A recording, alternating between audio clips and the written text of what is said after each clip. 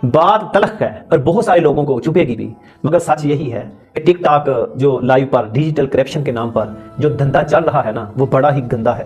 रातों रात वायरल होने और फिर डॉलरों में खेलने वाली ये लड़कियां बदकिस्मती से नई नस्ल के लिए रोल मॉडल बन चुकी हैं, क्योंकि इसमें टैलेंट और मेहनत की बजाय सिर्फ खूबसूरत होना और फिगर का अच्छा होना बस यही काफी है। और इन टिक टॉकर्स का लाइफ स्टाइल और अय्याशी हमारे मुल्क का बहुत बड़ा तबका अपनाने की ख्वाहिश रखता है। रातों रात पैसा और शोहरत, और इतना पैसा कि पूरा खानदान बेटियों की इस कमाई पर पलने लगे। हलाल का मेहनत से कमाया हुआ रिज़्क कमाना बहुत मुश्किल हो गया है, इतना मुश्किल कि इस मुल्क के नौजवान मर्द डिजिटल क्रिएटर्स को देख लें जो graphic designing, web development, 3D animation, vlogging, video editing या इस जैसी किसी मुश्किल और मेहनत तलब फील्ड से वाबस्ता हैं। ये नौजवान अपनी फील्ड में सालों लगाकर भी वो हासिल नहीं कर सकते जो एक टिक टॉक लड़की जो है ना, वो आईने के सामने खड़ी होकर अपना घोड़ा और रंग दिखाकर, सुर्ख होंठ दिखाकर 2 महीने में वो हासिल कर लेती है। सिर्फ एक ठुमका लगाती है और इन सारे असारों की बैंड बज जाती है।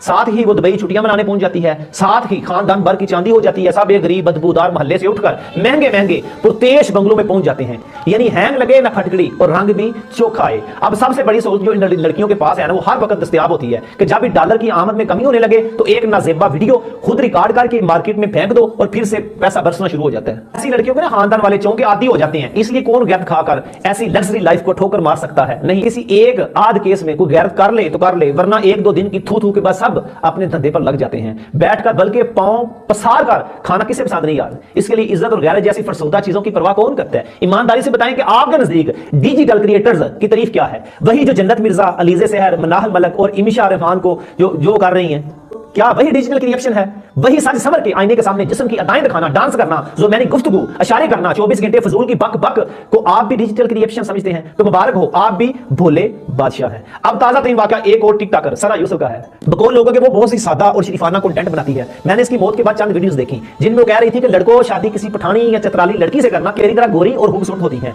महज 17 साल की उम्र की बच्ची, और ऐसी जरा सोच, ख्याई की पेट खुली रख दी जाए ना तो उस पर मक्खियां बैठकर उसे आलूदा कर देती हैं। तो ऐसी खूबसूरत और भोरी वाली बेटियों को वालिदैन दूसरों के सामने शो पीस यानी कि जज्बाती इजाजत और आजादी क्यों देते हैं? क्या वो उम्र उसके हिस्से में भी हमारे हम जो मर्दों की अमूमन जो घटिया सोच से वाकिफ नहीं होते? चले मान लिया यार वो 17 साल बच्ची साफ सुथरा कंटेंट बनाती है, तो क्या देखने वाले सिर्फ बच्ची समझते थे उसे?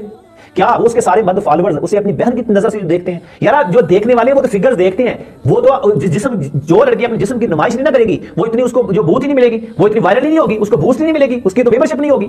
जिस्म की नुमाइश आज तो तुम कर रही हो, किस लिए कर रही हो? दुबई के वीजों के लिए, पैसों के लिए, डॉलरों के लिए। और बगैर वालिदैन वो भी जो डॉलर आ रहे हैं, माल आ रहा है, कि झोंपड़ियों से उठकर डिफेंस में चले गए हैं, वो भी नहीं बोल रहे। लेकिन याद रखना, ये बेहियाई तुम्हें ले डूबेगी, इसका हिसाब तुम्हें देना होगा। ये जो तुम मटक